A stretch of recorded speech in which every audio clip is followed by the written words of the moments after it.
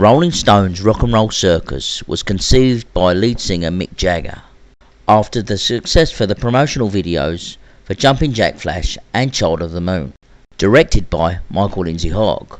Also, the cinematography was done by Anthony B. Richmond. Mick Jagger would approach them again for an idea for a TV show to promote the Rolling Stones' next album. Beggar's Banquet was released in the UK on the 6th of December 1968 and then again 2 days later in the USA. But before that, the Rolling Stones appeared on Frost on Saturday to perform Sympathy for the Devil for LWT, recorded on the 29th of November and then broadcast on 30th of November 1968. This would be the last public performance of the Rolling Stones to feature Brian Jones. Well, at least for the next 28 years. 2 weeks later, on the 5th of December 1968, the Rolling Stones held a press release party for their new album, Beggar's Banquet, at the Gore Hotel, Kensington, London, in the Elizabethan Room. The press were treated to a Victorian-style banquet. Everything seemed to be going well, until the desserts, and then became a free-for-all pie fight. Personally, judging by the newsreels and the press photos, it's great to see the band having such great fun, especially Brian Jones throwing pies, which looked like they were deliberately aimed at the journalists.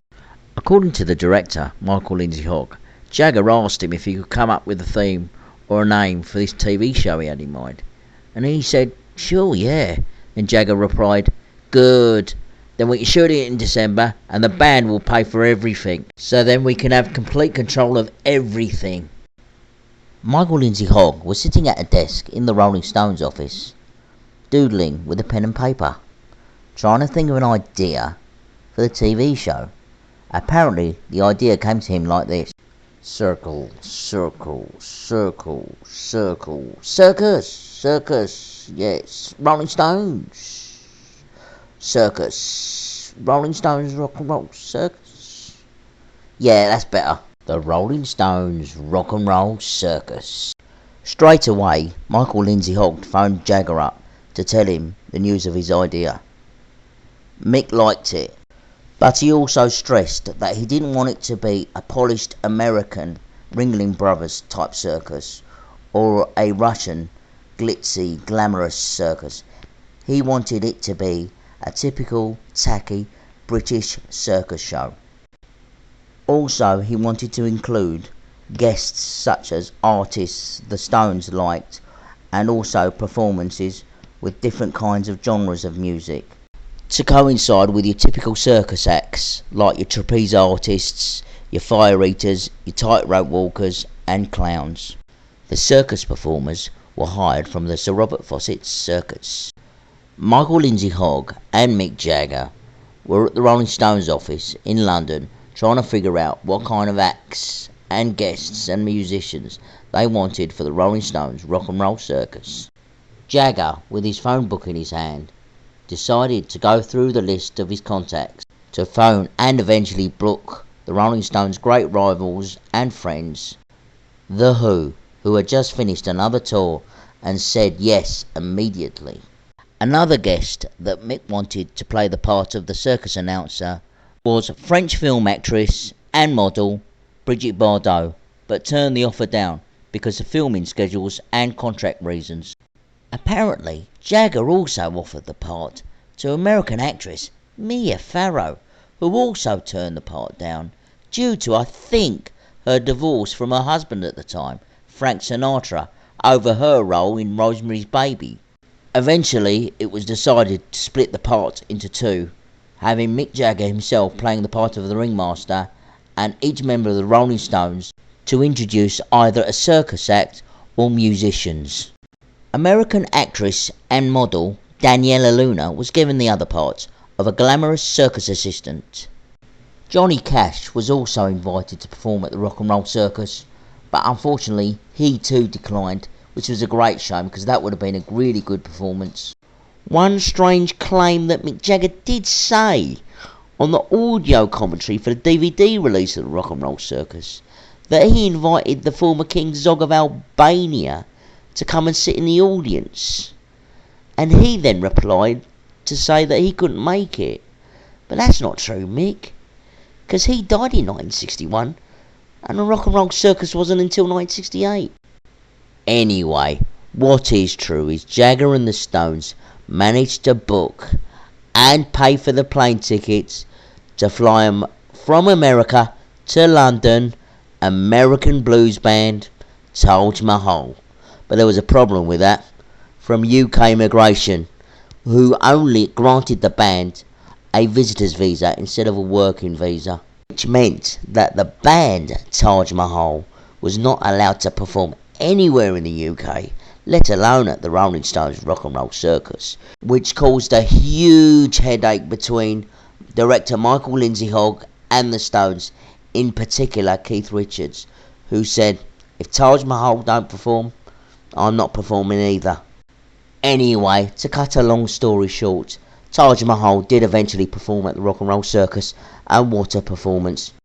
I think it was decided between the director Michael Lindsay Hogg and the Rolling Stones is just to let Taj Mahal perform their segment and then figure out what to do with their problems after the recording of the whole show. The Rolling Stones also wanted an unknown band to perform at the Rock and Roll Circus, but according to Michael Lindsay Hogg, he said on the audio commentary for the DVD release of the Rock and Roll Circus that he and Mick Jagger went through a load of demo records, and finally they managed to whittle it down to just 2 records, which had 2 bands with a lot of talent. But one of those bands, Mick thought, I don't know, it's too guitar-y, a little bit too heavy, and Michael Lindsay Hogg agreed with him. The band in question that they turned down would be Led Zeppelin. But, personally speaking, I can't really blame Jagger for turning them down, because they were still called the New Yardbirds in those days. So technically, not a new band. And also, you got to remember, when Jimmy Page first joined the Yardbirds, he started off as their bass player, then as a dual lead guitarist with Jeff Beck, and then eventually being a solo guitarist with them. Also, not forgetting his incredible session work as a guitarist for solo artists and major bands of the 60s as well. Jethro Tull were chosen to perform at the Rock and Roll Circus because I think Jagger liked the way the lead singer Ian Anderson played his flute, and also the way Jethro Tull fused folk, jazz, blues and rock together in their own very unique way. American classical pianist Julius Katchen, shown here in the middle of this photograph, was even flown in from New York to perform at the Rock and Roll Circus. Jagger also claimed on the audio commentary for the DVD release of the Rock and Roll Circus that he asked the Beatles if they could come and perform at the Rock and Roll Circus, but they too apparently declined because some of the members were involved in other projects, so would not be able to come as a band to perform.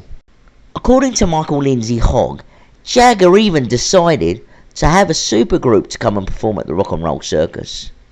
Mick Jagger then very quickly got on the phone to former Spencer Davis Group and Traffic singer Steve Winwood, who at first sounded very enthusiastic, saying he did want to do it, but then apparently very shortly afterwards he started coming up with excuses, saying, I don't know, there's something wrong with my voice, it's a little bit hoarse, and I think I need a little bit of a rest.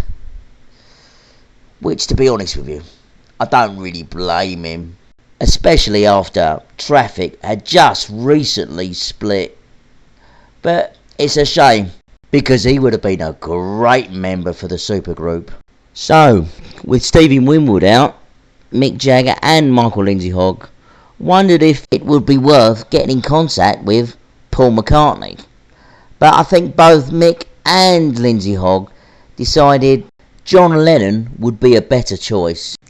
Anyway, Jagger then proceeded to phone John Lennon up, and then Lennon replied that both he and Yoko Ono will definitely be there. Eric Clapton, who had just split from Cream, also accepted the chance to play in the supergroup. Surprisingly, the Jimi Hendrix Experience drummer Mitch Mitchell found the time in his busy touring schedule to accept the offer to join the supergroup as well. Classical violinist Ivory Gitlis flew in from France especially to perform in the supergroup. After finding out who would be in the supergroup, Keith Richards swiftly jumped in to play bass. Mick Jagger's then girlfriend, Marianne Faithfull, also accepted the offer to perform at the Rock and Roll Circus, which very nearly didn't happen due to the unfortunate miscarriage of their baby, which sadly only happened a few weeks before. African drummer Rocky Ginzanu, better known as Rocky Dijon, will join the Rolling Stones on stage at the Rock and Roll Circus playing the bongos, who also first played with the Rolling Stones on Beggar's Banquet and also will continue to play on Let It Bleed and Sticky Fingers, and also first appeared on the David Frost Show with the Rolling Stones, broadcast on the 30th of November 1968. Legendary session keyboardist and pianist Nicky Hopkins will also perform with the Rolling Stones on stage at the Rock and Roll Circus. The Londonderry Hotel, Park Lane, London, which was owned at the time by the Hilton Hotel in London, was the venue chosen by the Rolling Stones, who hired a hall for rehearsals along with the other groups who were scheduled to perform at the Rock and Roll Circus for 2 days on the 8th and 9th of December 1968. At the same time, the set was being built in the style of an old circus tent at the Intertel Television Studios, Wickham Road, Wembley, Middlesex, London, for 2 days, one for rehearsals in the television studios, which took place on the 10th of December 1968, and then to eventually start shooting the very next day on the 11th of December 1968 in front of an audience.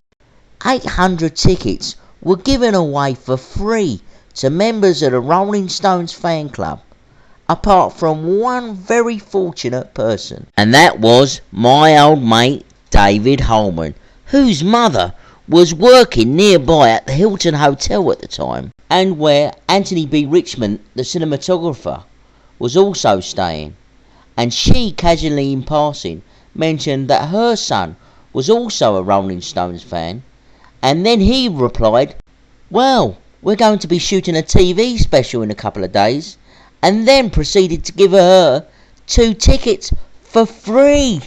But unfortunately, David, you didn't take your mother, you took your schoolmate instead. Well, I don't blame you, I'd have done the same thing as well. I was lucky enough to obtain one of the tickets that was issued, and on the front of it, it's funny that they got an elephant, because there was not an elephant inside the Rock and Roll Circus. Anyway, at the back of the ticket, there was something rather interesting that said, "You are invited to the Rolling Stones Rock and Roll Circus on Wednesday the 11th of December 1968 at the studios of the Intertel Television, Wickham Road, Wembley, Middlesex, nearest tube station, Stonebridge Park, brackets Bakerloo line, 12:30 to 15:30, costumes provided." I realise and agree that you are the rightful owners of the copyright of the film The Rolling Stones Rock and Roll Circus, in which I am to take part in consideration of the entrance to the recording. I further agree that you and any other persons authorised either directly or indirectly by you are at liberty to use the film exposed and any other reproductions or adaptations of either complete or any part for commercial or private usage. And then I suppose you had to sign the back of the ticket, in this case it's G.A. Wiltshire, whoever that was, to be allowed in, to be a part of the audience. Filming started for the Rock and Roll Circus on the 11th of December 1968, with new, up-to-date Technicolor cameras flown in from France. Also, £2,500 worth of costumes were made from tailors from all around London, of ponchos and hats made from all kinds of different fabrics and wonderful colours, so people in the audience could actually wear and participate in the show. It was nice to see Keith Moon and Pete Townsend wearing clown hats, Brian Jones with his wizard costume, Yoko Ono decided to wear a witch's costume. John Lennon brought his then 5-year-old son, Julian, to watch the show. But John Lennon's costume was a cross between a wizard and a ballerina. Anyway, it looks like he was having lots of fun, and it's good to see him with his son as well. The opening for the Rock and Roll Circus started with the famous circus tune, Entry of the Gladiators, and then came a cowboy on horseback, some clowns, a muscle man, and suddenly Mick Jagger, dressed as the circus master, with a whip in his hand, cracked it and entered the Rolling Stones, with Brian Jones pretending to play the flute and the rest of the Stones pretending to play brass instruments, swiftly followed by The Who, John Lennon, and Eric Clapton, who was having such great fun pretending to play the saxophone, and also Julius Katchen, Ivory Gitlis and Marianne Faithfull. After a thunderous applause, Mick Jagger then introduces the Rock and Roll Circus to the audience and to the people at home, saying, "You've heard of Oxford Circus, you've heard of Piccadilly Circus, this is the Rolling Stones Rock and Roll Circus, and we have sights and sounds to delight your eyes and ears," and so on. And then he lets the little clown to introduce Jethro Tull, who I thought was a member of the Sir Robert Fawcett Circus, but turns out to be a fairly well-known actor called Willie Shearer, whose television credits include the British TV show The Avengers in an episode called The Conspiracy of Silence, 1963, and the Doctor Who episode Galaxy 4, 1965. Jethro Tull hit the stage to perform from their debut single, A Song for Jeffrey, released September 1968, taken from their debut album. This was released on the 25th of October 1968. According to Ian Anderson, on the audio commentary for the DVD release of the Rock and Roll Circus, that Jethro Tull decided that the band will mime and the lead singer, Ian Anderson, will play the flute live and do the vocals live, because he felt that to play the harmonica and the flute and do the vocals would be very difficult, like he did on the record. Bass player, the late Glenn Cornick, had to strap on a harmonica holder with a harmonica so he could mime at playing the harmonica as well as miming playing the bass, which, to be honest with you, did not harm their performance at all. And you couldn't really tell they were miming to the backing track. Jethro Tull's original guitarist, Mick Abrahams, seen here on the top left of this photograph, had just left the group a few weeks before and was quickly replaced by the then 20-year-old Tony Iommi from Birmingham, who had split from his band Earth to join Jethro Tull. But you have to feel for the young Tony Iommi, because it couldn't have been easy trying to mime to Mick Abraham's original guitar parts, especially in front of people like the Rolling Stones and The Who and John Lennon. But unfortunately, or fortunately for Tony at least, his tenure with Jethro Tull wasn't to last, because shortly afterwards he would leave and go back to Birmingham to rejoin his group Earth and rename them Black Sabbath. As soon as Jethro Tull finished their performance, the camera cuts back to the audience, where you can see Bill Wyman dressed as a clown, and sitting next to him, clapping in appreciation, is a strongman who was in actual fact a British wrestler and an actor called Milton Reed, who James Bond fans may recognise from films such as Dr. No, 1962, Casino Royale, 1967, and of course The Spy Who Loved Me, 1977, where he has a rooftop fight with Roger Moore. Smoking a cigar, wearing a top hat and an eye patch on his right eye, Keith Richards introduces The Who, and they choose a song called A Quick One While He's Away, taken from their album, which was called A Quick One, which was released in the UK on the 3rd of December 1966. Decca Records, who were the Who's record label in America at the time, decided that the album title, A Quick One, might be a little bit risky for the American public, so they had to change it to Happy Jack, and the album didn't get released in America till May of 1967. The Who performed A Quick One while he's away, and the performance was absolutely fantastic. The band was so tight and together, they were unbelievable, with Pete Townshend and Roger Daltrey giving a lot of energy, and Keith Moon spilt a bottle of water over his tom-toms and snare drum, so every time he hit them with his drumsticks, it gave a look like a diamond shower effect. And all the members of the Who looked like they were having such great fun, they stayed on well after the show had finished to clean up and have fun with the kids. Anyway, as the Who finished their parts, the camera cuts back again to the audience, where you can see Brian Jones laughing, clapping and having fun, sitting next to a clown, and the clown that's sitting next to him on the right is actually actor Norman McGlenn, who appeared in the 1971 film Willy Wonka and the Chocolate Factory.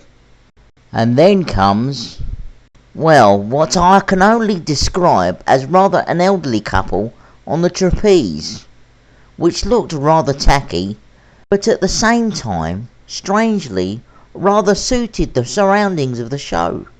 Without an announcement, Taj Mahal hit the stage.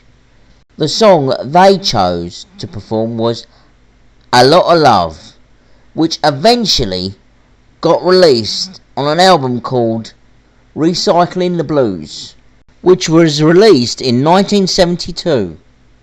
In fact, Taj Mahal's performance was filmed the day before, on the 10th of December 1968, because not only did they have problems with work visas, they also had problems with the Musicians Union, who somehow found out that the Rolling Stones would be recording the show on the 11th of December, so they did have the authority to stop the whole show.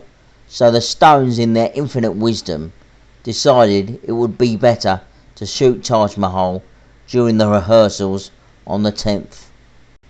Taj Mahal also performed Checking Up on My Baby, Karina Karina and Leaving Trunk, which was also filmed but ended up on the extras on the DVD release of the Rock and Roll Circus. Anyway, all those extra songs performed by Taj Mahal were absolutely brilliant and definitely worth watching. Sitting in the audience, Charlie Watts, unenthusiastically, I have to say, introduces Marianne Faithfull, who strangely chooses to perform a song on the B-side of her next single, Sister Morphine, called Something Better, which was released on the 21st of February 1969. She also sang the vocals live at the Rock and Roll Circus over a backing track. And then Keith Richards introduces Danny Camara and Danielle Luna, accompanied with Rocky Dijon playing the bongos in a fire-eating act. And then, amongst the applause, if you listen very carefully on the DVD, you can hear the voice of Bill Wyman just about to introduce the clowns. But only a black and white version exists, because the colour version got lost, and the black and white version ended up on the extras on the DVD release, and was completely cut from the official video release of the Rock and Roll Circus. Sitting in a balcony, wearing a hat with horns, Brian Jones introduces American classical pianist Julius Katchin, who plays a beautiful rendition of Manuel de Fella's Ritual Fire Dance and Mozart's Sonata No. 15 in C major first movement from his album called Julius Katchin Encores, released December 1961. And if you can, try and pick up the original Decca stereo version, because the sound is absolutely brilliant. When the Rock and Roll Circus was officially released on VHS video cassette, Julius Katchen's performance was completely deleted. And when it was released on DVD, they put Julius Katchen's performance on the extras. I don't think that's fair, because the reason I know this, because years before I managed to pick up a black and white bootleg of the Rock and Roll Circus on video cassette, and that had Julius Katchen's performance as part of the show, and it was brilliant because it showed a lot of variety and tastes in music, and it made the show run a lot more smoothly, and it even made me appreciate classical music. The very next evening, Julius Katchen made his last public performance on the 12th of December 1968 with the London Philharmonic Orchestra. Less than 4 months later, on the 29th of April 1969, Julius Katchen died of cancer. He was only 42. John Lennon and Mick Jagger decided to do an improvised sketch of an American talk show so John Lennon could introduce the members of the supergroup, which were by now called the Dirty Mac, a name apparently thought up by John Lennon and Keith Richards. The supergroup the Dirty Mac decided to perform a version of Yeah Blues, originally a track on the Beatles' White Album, released on the 22nd of November 1968. The Dirty Mac as a band played quite well considering they only had less than 24 hours rehearsal time. In particular, John Lennon and Keith Richards, really, because this will be the first time that both of them have done something separate from their own groups. I mean, I think I remember John Lennon saying to Andy Peebles in a BBC interview that this was the first time he did something separate from the Beatles. Well, I think he was talking about performing live, and it must have given John the confidence to go out and team up with Eric Clapton again, with the Plastic Ono Band, to go out and record the Live Peace album 1969 at the Varsity Stadium on the 13th of September 1969, Toronto, Canada. While the Dirty Mac was still performing Yeah Blues, Yoko Ono can be seen climbing to the side of the stage with a sack on her head. And then suddenly the band finished the song, and then classical violinist Ivory Gitlis suddenly entered the stage, so he could jam with the Dirty Mac to do an improvised classical stroke rock and roll bluesy sort of instrumental. And as soon as the jam started, poor old Ivory Gitlis was surprised when John Lennon started to encourage Yoko Ono to take the mic and start screaming. And you can tell by the look on his face he's having trouble keeping time with the rest of the band while she's yelling. He's probably thinking, I've travelled all the way from France to do this. And if you look closely to the film, you can see poor old Ivory Gitlis turning round to John Lennon going, do you want me to carry on? Are you sure? Are you sure? In all seriousness, the performance was really good. And the screaming wasn't really irritating at all, which was really surprising. The instrumental jam was called A Whole Lot of Yoko, and I think it was a great idea having classical violin with rock and roll. I mean, this was years before Nigel Kennedy did his instrumental Jimi Hendrix covers, with filming being shot way over schedule because of the cameras breaking down and the excitement of the whole show. Believe it or not, Michael Lindsay Hogg and Anthony B. Richmond forgot to give the Rolling Stones an introduction. So what they had to do was to go back to Twickenham Studios on the 2nd of January 1969, where the Beatles were filming their own documentary film, Let It Be, and film John Lennon introducing the Rolling Stones using sign language. But in my own personal opinion, I would have left the Rolling Stones introduction out, because it didn't need it. The Rolling Stones finally went on stage at around 2 a.m. in the morning on the 12th of December 1968 with a solid performance of Jumpin' Jack Flash. And I've got to be honest, I think it's one of the best performances they've ever done live of Jumpin' Jack Flash. And then it was back to basics for the Stones with a rough, raw, atmospheric blues as they performed Parachute Woman, with Mick Jagger playing a brilliant harmonica in the style of Little Walter. Next, the Stones performed a beautiful slow blues, No Expectations, and I've gotta say, this was the best song of the Stones set for me, with Keith Richards strumming the acoustic guitar and Brian Jones playing a beautiful slide guitar. And I've got to say, he was brilliant. And I've got to elaborate on this. Brian Jones was the first person to play slide blues guitar in Britain, and I think he was one of the first white people to reintroduce the slide blues guitar to the white American audience.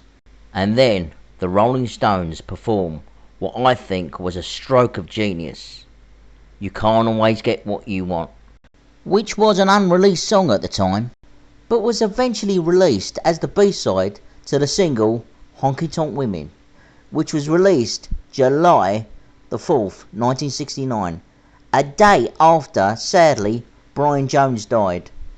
The song that was released on the single was an edited version, and the full version of the song was on the Rolling Stones' next album, Let It Bleed, which was released on the 5th of December 1969, which was nearly a full year later. The full version of the song that ended up on Let It Bleed has got carol singers at the beginning of the track, who were from the London Bach Choir. I quite liked the performance of You Can't Always Get What You Want at the Rock and Roll Circus, because it was, a rough, but also quite a unique sound, a club sound if you like, which was a lot different than the usual live performances the Stones usually do with this song. I mean, no disrespect to the late Bobby Keys, but every time I see them do You Can't Always Get What You Want, they try and emulate the record by using saxophone and a load of brass, which I don't think quite works now when they play it live. After several takes, because the cameras kept breaking down, the Rolling Stones finally managed to perform and film Sympathy for the Devil, with Brian Jones sadly being demoted on maracas. This particular performance of Sympathy was alright. I mean, the only reason I say that is because I had another one, and this time this was an audio bootleg of another performance of Sympathy from the Rock and Roll Circus, only this time with Brian Jones on rhythm guitar as well, and it had much more of a fuller sound. Now, I don't know whether the Stones performed this particular version of Sympathy while the cameras had broken down and only the audio exists. Let me assure you that this particular version was far superior than the one they actually filmed. The time approaching 5 a.m. in the morning, and a lot of people who were in the audience had already gone home, but a few of them decided to stay. Suffering from fatigue, the Stones, along with the other groups that managed to stay behind as well, decided to sit with the audience and perform the last song of the show, Salt of the Earth. Mick Jagger and Keith Richards sang live to the backing track, while the rest of the Stones and the other groups, and of course the members of the audience, looking visibly tired. Well, apart from the Who looked like they'd go on for a couple of weeks partying, the amount of energy they had, and to be fair, they were the only ones at the end of the day who were trying to lift the spirits of the other people who were in the audience to close the show. Anyway, the whole thing finished at around 7 a.m. in the morning, and the Rolling Stones provided transport to take the members of the audience home. Initially, Mick Jagger and the rest of the Rolling Stones felt really good about the Rock and Roll Circus, and Mick Jagger in particular had good spirits and a good feeling about the show, and was preparing to sell the Rock and Roll Circus to television networks across the UK and the US in time for the Easter holidays of 1969. A few days later, unfortunately, Jagger and the Stones saw a preview of the Rock and Roll Circus, and Jagger in particular did not like what he saw. He thought the rest of the groups were great, but his main concern was with The Who, whose performance at the Rock and Roll Circus was absolutely superb, that it overshadowed the Rolling Stones' performance. I do agree with Jagger, but you got to think to yourself, even Jimi Hendrix didn't want to follow The Who at the Monterey Pop Festival on the 18th of June 1967. This might be a bit controversial of me to say, but I'm going to say it. Even if the Beatles were able to come and perform at the Rock and Roll Circus, The Who would have blown them off the stage as well. By the time the late 60s came around, performing live became quite a skill in itself, and for the Beatles, and in particular the Rolling Stones, who had taken time off from touring on the road, found it very difficult when they did start the 1969 tour. And as Keith Richards said, you had to learn to play live all over again to a completely new audience who stopped screaming and wanted to hear you play. Apparently, according to Michael Lindsay Hogg, Mick Jagger wanted to reshoot the Stones part of the Rock and Roll Circus in the Colosseum in Rome. So the Rolling Stones management sent a representative to try and book the Colosseum, but couldn't get permission from the City Fathers of Rome.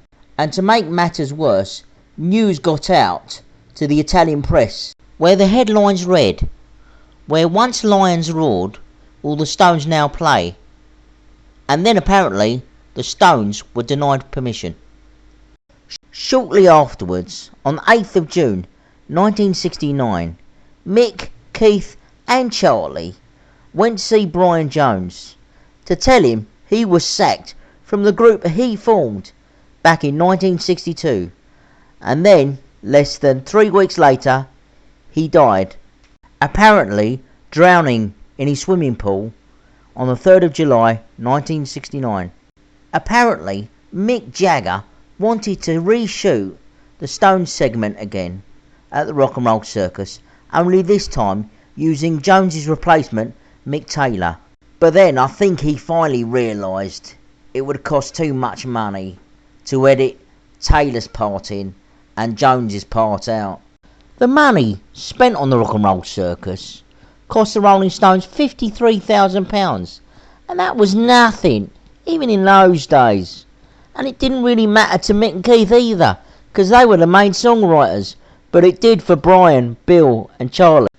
The cans of film for the Rock and Roll Circus remained locked in the Rolling Stones office for 10 years, until The Who asked if they could borrow them to use their segment of their performance for their new film, The Kids Are All Right, a documentary released 15th of June 1979 in a tribute to their late drummer Keith Moon, who died September the 7th 1978. And then the cans of film of the Rock and Roll Circus got lost for 8 to 10 years.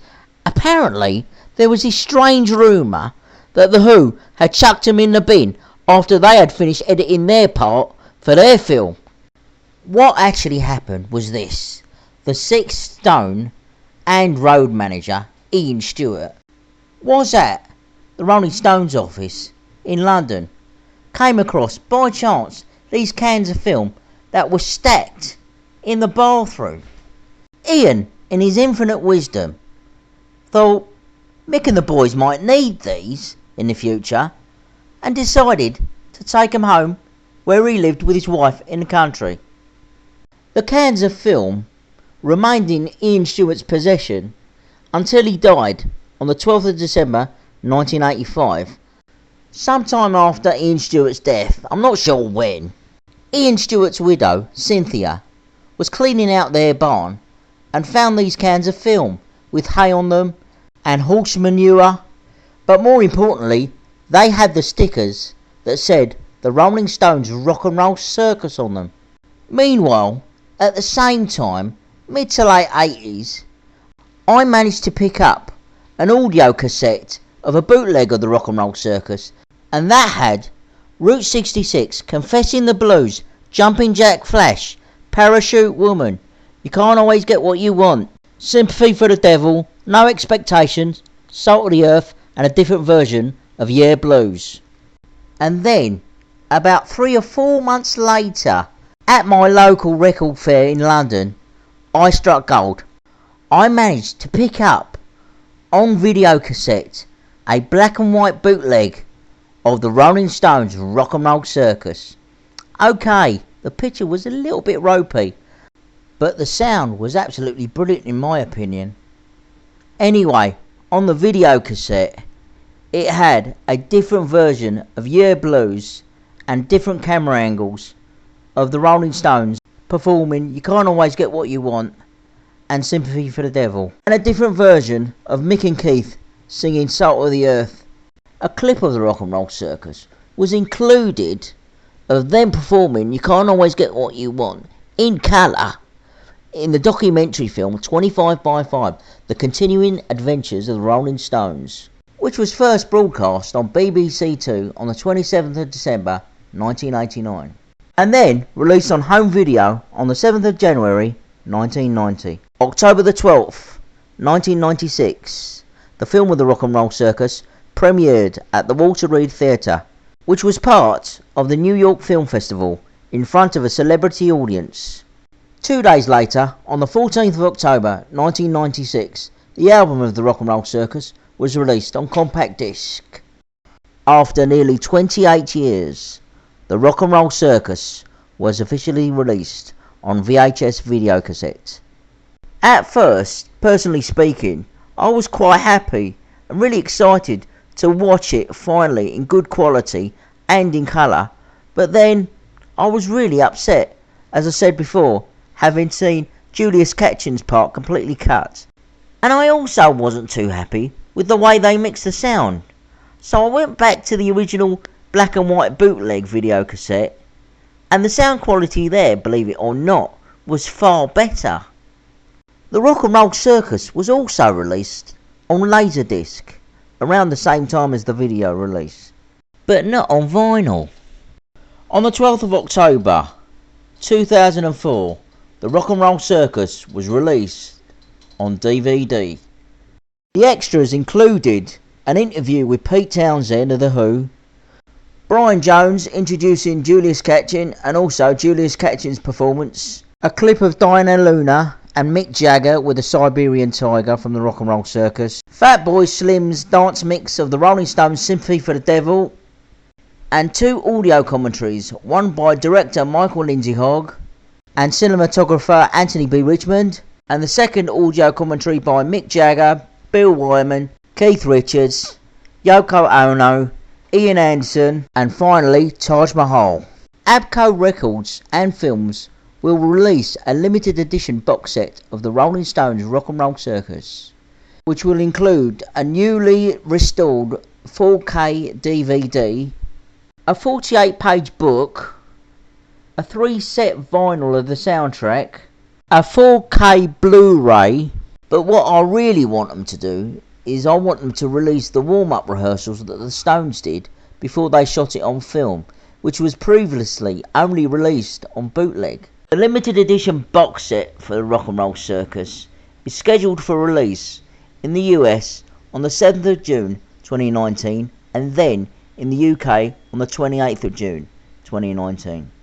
I'm going to finish up this video with what my mate David Holman told me about the Rock and Roll Circus. He said, before I got there, I thought it was going to be your standard rock and roll show with girls screaming and police pushing you around. I didn't expect to be part of the show where you get to meet people like Keith Moon, Pete Townshend, and I also feel that I was fortunate to have seen John Lennon, Eric Clapton, and of course the original Rolling Stones with founding member Brian Jones.